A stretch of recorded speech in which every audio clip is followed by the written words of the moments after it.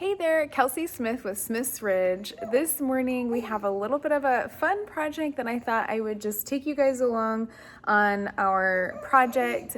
One thing that I love about homeschooling is that anything can be learning and schooling. So I really use our farm and our homestead as a method of teaching and also creativity. The baby has lots to say about this, it seems. Before we get too far though, I want to take a second to ask you to please hit that subscribe button and hit the like button if you end up enjoying this video. So our project this morning is that we are making garden journals.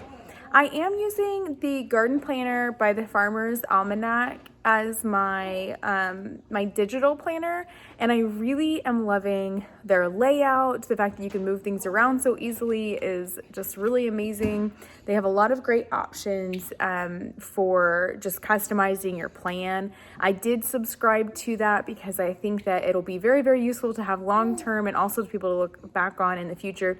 The only restriction that I've ran into so far is you can only have 5 different garden plans, which is a little bit tough because my kids are using their own garden plans, and then I have my garden plan, and then I also have several raised beds that I wanted to do plans for. So we'll cross that future bridge when we need to make adjustments. But I wanted to show you kind of where we're at so far and what we're doing with our garden journals. I was thinking that I might keep my garden journal on the computer here in the Farmer's Almanac, but I guess just today I started feeling super creative, and I've been wanting to encourage my boys to start their garden journal and keep track of things, and I didn't really feel like it was fair to ask them to do a handwritten journal and then me not to do one myself. And so I have this notebook that I started journaling in I guess it was last year, and I didn't do a lot with it. I just journaled in a few pages, so I ripped them out. And you're gonna have to bear with me because I am not the creative type, but and I'm not very good at painting or anything like that, but I wanted to just kind of go out on a limb here and kind of use this as a creative space. So this is the front of my journal. I really loved this notebook. It's just lined paper. In the future, I might do maybe a bullet journal. I had to rip out the pages that I started journaling in. I took those out and put them in a different page. So I just did a little cover there. I've got I have a issue here with this drying. Here we go. Okay, so I made a little pocket here. I'm gonna insert, I've got a printout of the when to plant which plants, and I'll probably also print out my garden plan after I finally finalize it. Then I'm gonna start with my garden goals. I have my garden goals written down in this other notebook here. It's actually my farming notebook. Let me move some of this stuff out of the way. My farming notebook, I jot down important dates and different things that I want to know. I just started this year, and it's already been very, very handy. I do keep some digital records of like how much milk we're getting each day from our cow and any notes about her.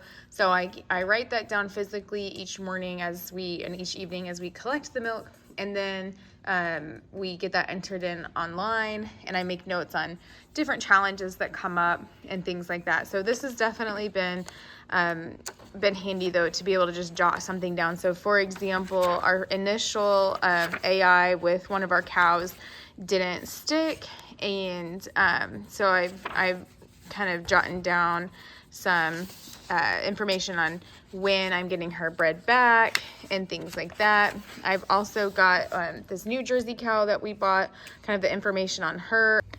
So this morning we got up and around, and we did our outside chores.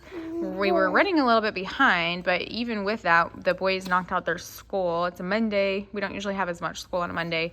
So the boys got their assignments knocked out. We did some language arts, and we read a book together. Marksley, my oldest, did some math. And now we're working on these garden journals. So the boys are being super creative. Zayden has his paints out, and Marksley is doing some drawing with some colored pencils. They both have already planted carrots, so they're working on some drawings of those, and I'm so excited for this to be just a really fun outlet for writing and drawing. I am not like you saw, I am not very, one of my strengths is not being it is definitely not creativity and crafts and things.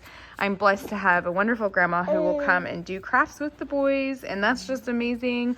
We have the best grandma, and thank goodness she can make up for some of my lack of creativity and artistic. See, I can't even say it. Like, I don't have an artistic nature, but I don't want to skimp on that with our homeschool experience. So it'll be fun to see what the boys come up with and to be able to encourage them in that realm. So if you are starting your gardening, journaling, or kind of garden preparation, we would love to hear from you. If you want to leave a comment in the comment section, and let us know if you're doing some starts, some indoor plant starts, and what your plans are for your garden season.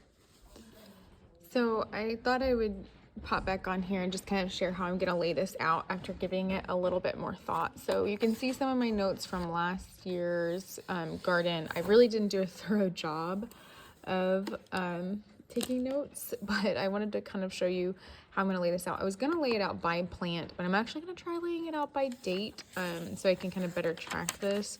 So I'm still kind of decorating, and you guys just bear with me. I am not an artistic person. I like to farm. I like to be outside. I like to be creative through marketing and through work, and not necessarily through things like this. So I have my goals first and foremost, and then I've got some starts that I'm going to purchase. I am not doing any seeds this year, any seedlings. I will in the future, I will definitely do that, but this year I just had to say no to something, and I think that's important, is to just be okay with saying no sometimes. So I will be doing mostly direct sow, and then I'll get a few things that are already started. This list will probably continue on down the page, so I haven't filled it up.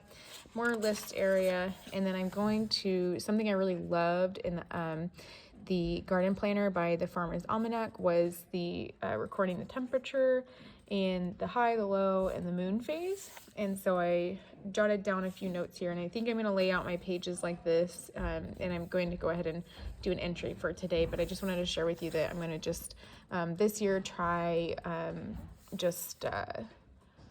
recording by date, and then go from there. Maybe I'll change that up in the future. I also am noting things like what we purchased, how that worked out. Do we need more? Do we need less? And different projects that we're doing in the garden as well. And yes, you did just see that I went to grow a single head of broccoli because last year the moth worms just totally took over my broccoli. I mean, took it over. I did not get any yield from my broccoli. So I'm hoping to figure out how in the world to solve that issue, and hoping to have a little bit more success this year. That'll be kind of a big win for me if that does grow. So fingers crossed. If you have any tips for growing broccoli in zone 6A is what we're in now, since they're rezoned, I'd love to hear your tips. If you enjoyed this video, please subscribe to our channel and give the video a like or a comment, and we'll see you in the next one.